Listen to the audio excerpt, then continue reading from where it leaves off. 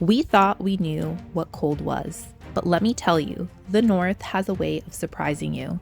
This week, temperatures hit the mid to high -40s, and some parts of Northern Ontario even felt -50 degrees Celsius. It's been a week for the books. We're shoveling snow, fixing things that just keep breaking, and trying to keep warm in our trailer while facing some of the coldest temperatures we've ever experienced. On top of that, our drinking water filter broke.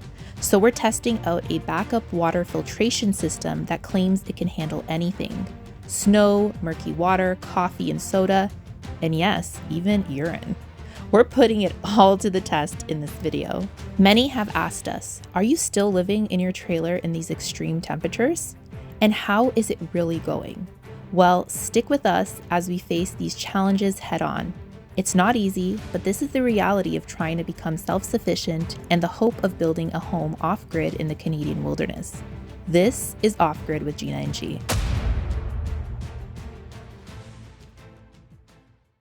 It is snowing again. It's a nice bright day. Seems like this winter is going by so fast. It's because I have so much stuff that I want to get done, and I just see time flying. Usually I can't wait for winter to be over, but this time I just have so much that I want to get done before springtime, so that when springtime comes I can focus on the other stuff that I can't do during the cold. But yeah, I'm running behind, so I guess it's a good thing if winter is going by fast. That means soon it will be warm again.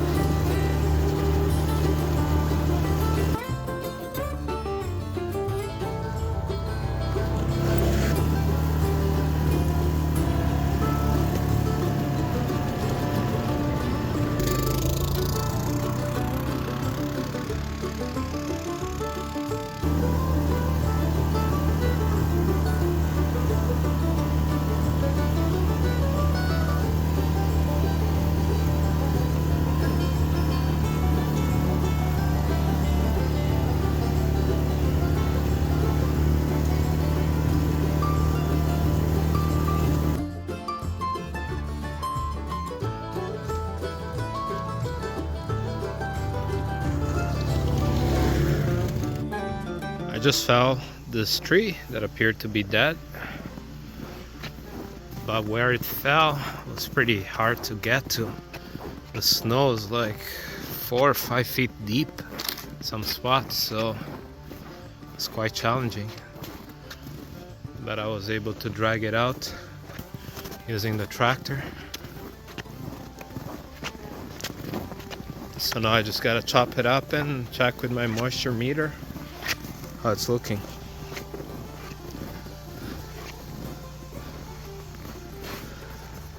Yeah, it's a pretty big one. Alright, the moment of truth. I'm gonna split this piece and check the moisture inside.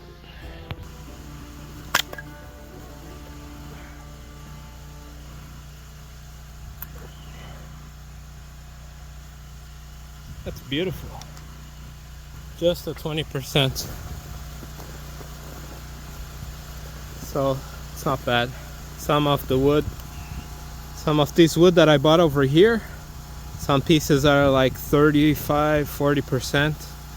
So I'll still do a season, but still this one seems drier than that one. So over the holidays we went to go visit some family, and I winterized the trailer. However, I did not properly winterize my drinking water filter, and it broke. So one of my filters for my drinking water cracked, and therefore made it useless because it started leaking and I couldn't get the water flowing properly.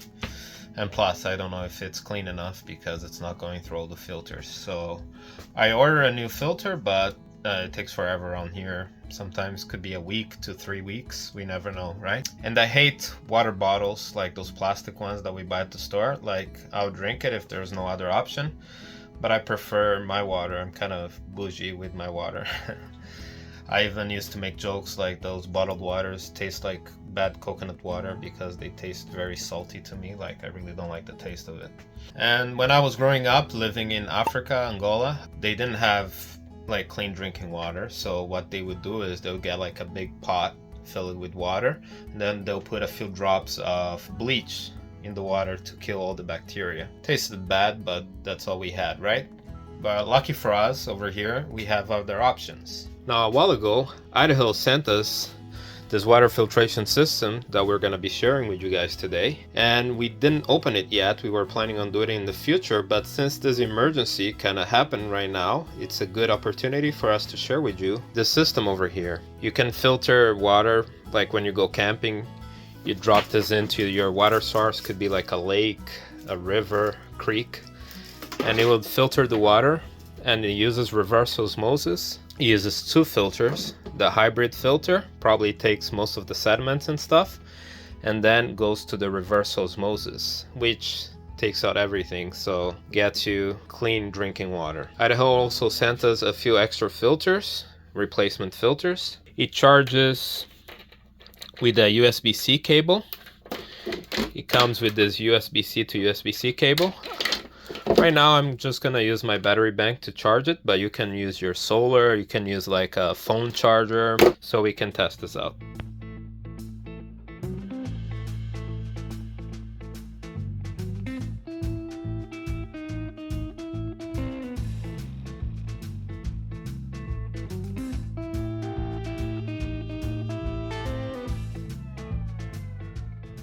For you weak folks out there, there's also a wrench to tighten this. I just used my manly hand, so I didn't have to use this, but just kidding, I forgot about it.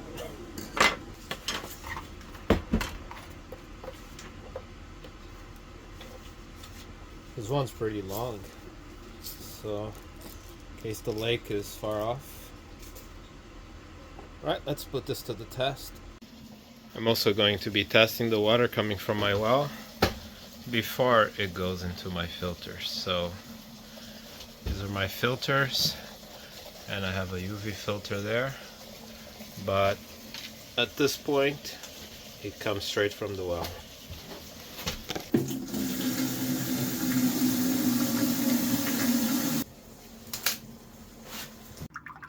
Okay, so this is the well water being filtered. Turned into excellent. I think a good indication too is like to have excellent water. I think that's like the goal.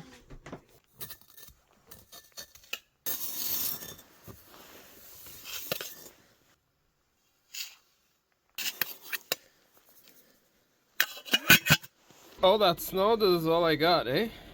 I need way more than this. I went ahead and got a little bit more snow so I can test out the water filter. I'm gonna leave it here next to the wood stove so it can melt. I'll put some snow here to speed up the process. But isn't it funny that a lot of people do use snow for their everyday? The suction line is sucking the water from the cooler and going into the 2 filters. There's one that takes out most of the sediment, and then there's a reverse osmosis filter. What's the blue line over there? That's the discharge line. You can use it for doing dishes or other stuff that doesn't need as clean water as this one. Okay. Okay, let's turn this off. Okay, so let's test out that water. Okay, test out the water since you're more of a water snob.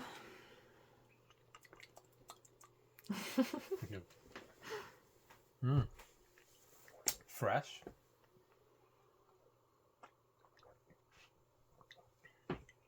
It's like nothing. Tastes like Which is good. Yeah. Drinking snow. Cheers. Yeah.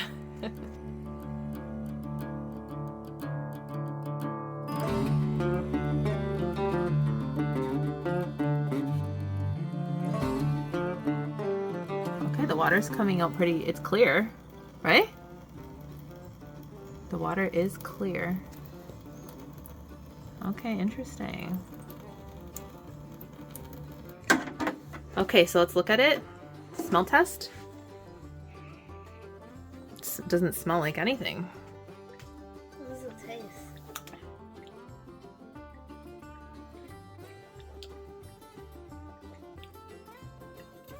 Let me see. Don't try it. Oh, let's test it. Let's put it in the tester. Oh, sure. I don't know if we have enough. Yeah, I drank all the water. Let's see.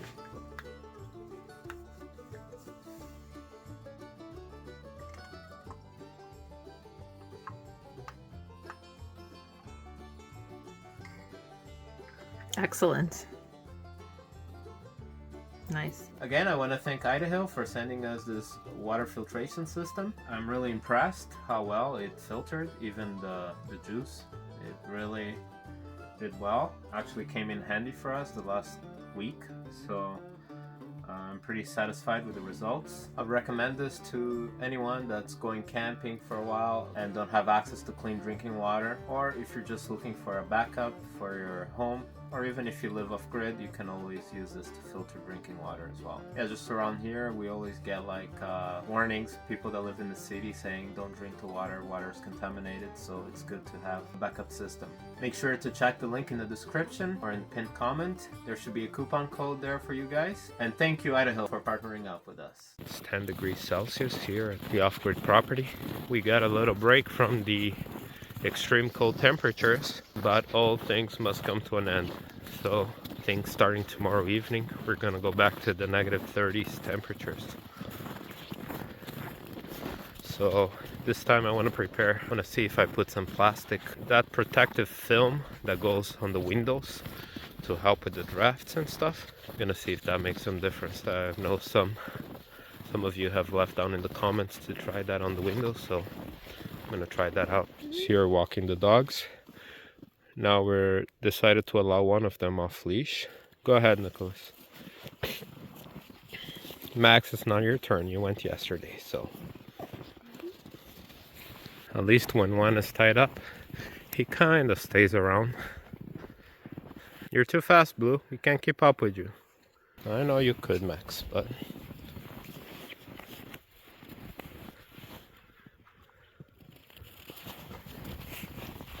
likes teasing your brother.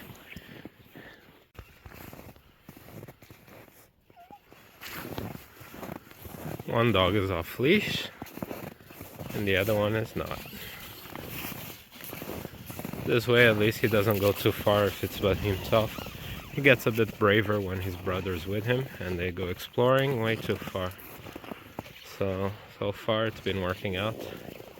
He's back right after the walk. He comes inside, so be nice. Play nicely.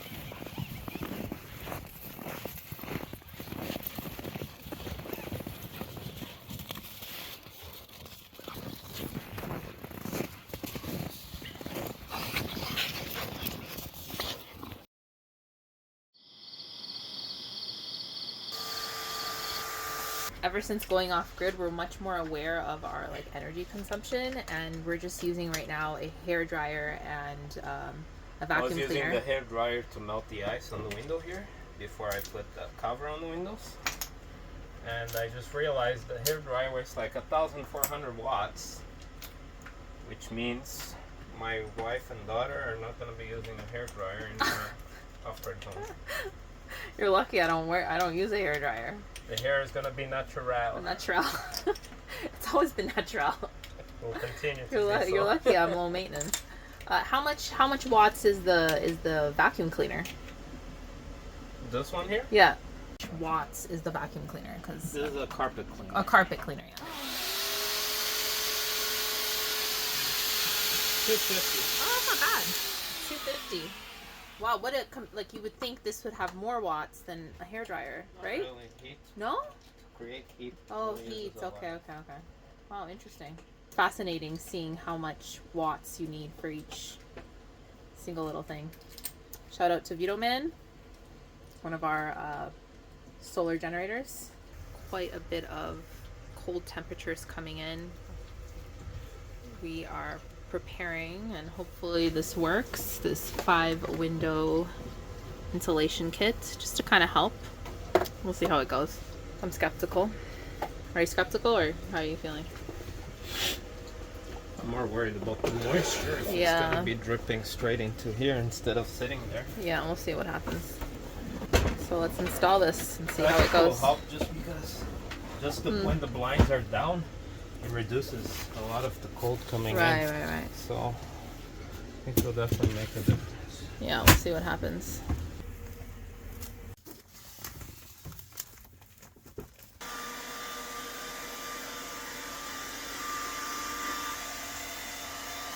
Okay, looks pretty good. I can see Lily poking her finger here and ripping this plastic. I know, I can see the kids doing that, eh? I'm gonna have a serious talk. Our daughter might poke her finger through this because I think she's gonna, you know how it's tempting, you know, it's very tempting for a 4-year-old. to poke a hole in the plastic. Yeah, we'll see how that goes.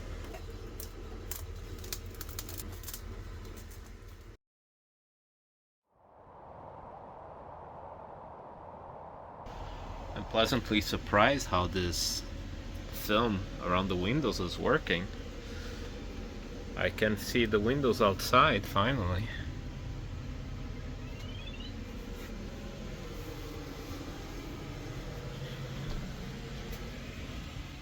Of course, I choose the coldest day of the year to go out. It's super cold right now, but we have errands to do, so. Oh, and I'm bringing your jacket, yeah. I had to borrow Chi's jacket because I left my jacket at my mom's house. My mom lives close by, so if I ever have an emergency or anything like that, I always have my mom close by. So when we moved out here into the middle of nowhere, my mom took the opportunity and she bought a home here up north too, but she's farther north. And just so you have an idea, just because she's a couple of towns away, she's almost at minus 50 degrees Celsius. And I'll put the Fahrenheit up here, but it's so crazy how a couple of towns away up north can make such a huge difference. Anyways, let me go to my appointment because it is super cold.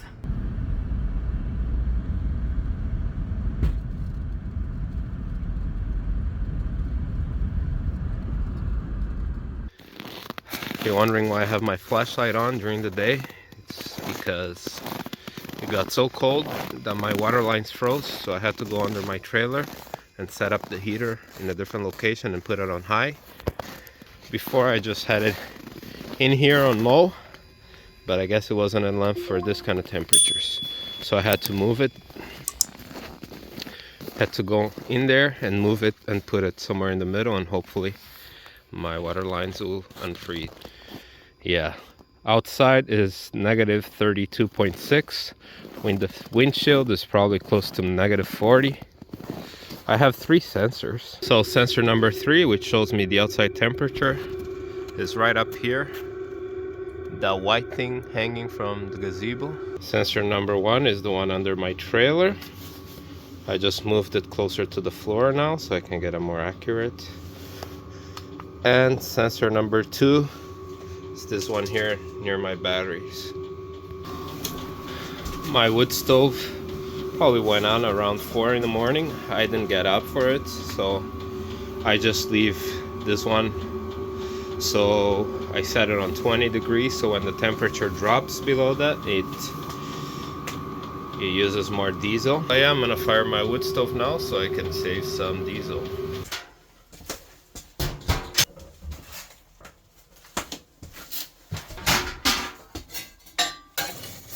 Guys out there that have more experience with wood stoves, does your wood stove leave big chunks of full like this one behind? And when it does, do you guys just leave it in here or do you throw it out? I feel like I don't have enough space to add new wood, so I have to take some of it out. Let me know, what do you guys do? So I need some tips on how to prevent so many ashes from flying around, and how to limit the amount of smoke when I'm loading up the wood stove. If you guys have any tips, let me know.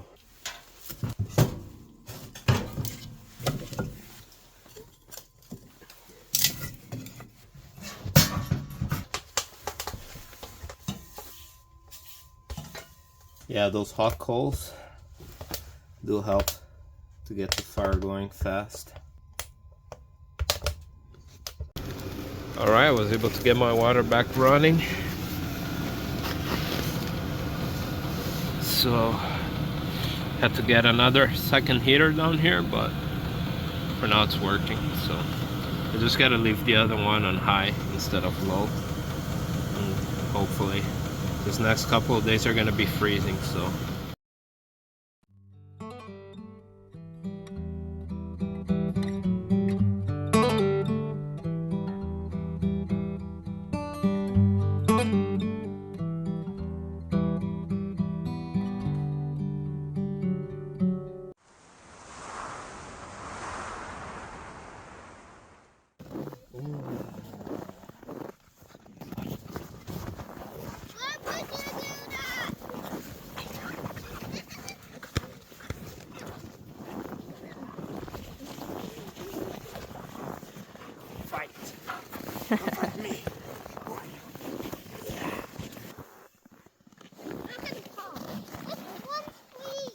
Oh, look, did it froze? Yeah. Oh, kind of. Yeah. When we were touring our land, the snow was so high here. And it's so funny because now she actually maintains this road so we can go on walks and whatnot. But it wasn't maintained. The people that had this land before didn't maintain it, the road. So we had to hike here with snowshoes. And it was so cool. I put that in our intro sometimes, us hiking into our land. And just so amazing that this is our land now, right? Like, who would have thought when we were hiking in here? And it's actually quite nice here today. The sun is shining. It was minus, last time I checked, feels like minus 30. But it was like minus 25, feels like minus 30. So a little warmer than, minus 45 that we've been getting. Nossa, que energia! Ei, cachorro com tanta energia!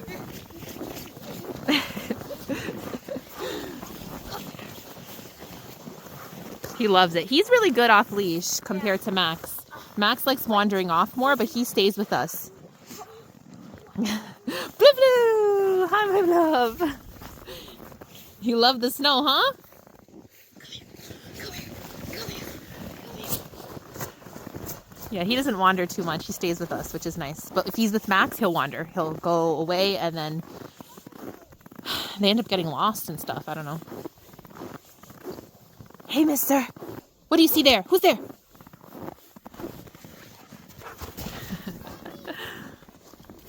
Look how he jumps.